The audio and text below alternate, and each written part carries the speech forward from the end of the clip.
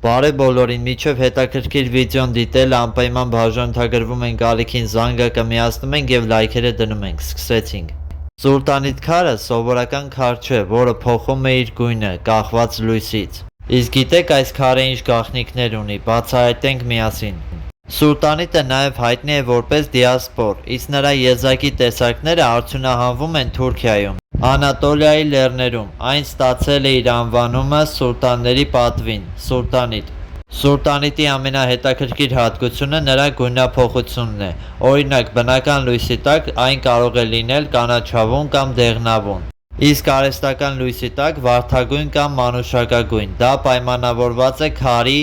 բյուրեղային կառուցվածքով, որը հատուկ ձևով է կլանում և արտացոլում լույսը։ Սուլտանիտը համարվում է թանկարժեք և հազվագյուտ քար։ Նրա բնական տեսակները գնահատվում են շատ բարձր, կախված մաքրությունից, չափից ու գունափոխման ինտենսիվությունից։ Քարը ունի 6.5 կարծրություն, ըստ Մորսի սանդղակի։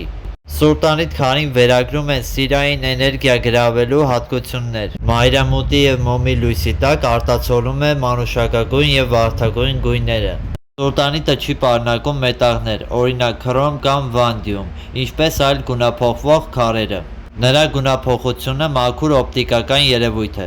Շատ հաճախ վաճառվում են գունափոխվող քվարցներ,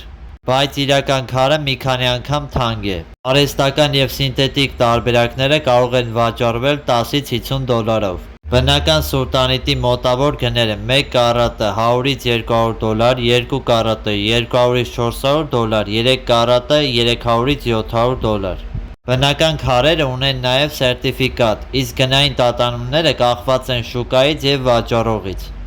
Անպայման գրեք ձեր կարծիքը կոմենտում, շատ կարևոր է դա ինձ համար։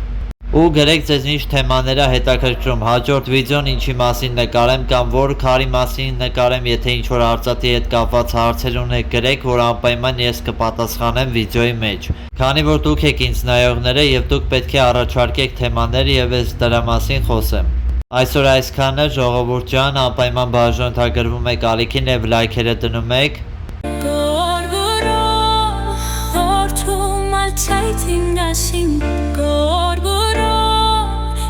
Miatilk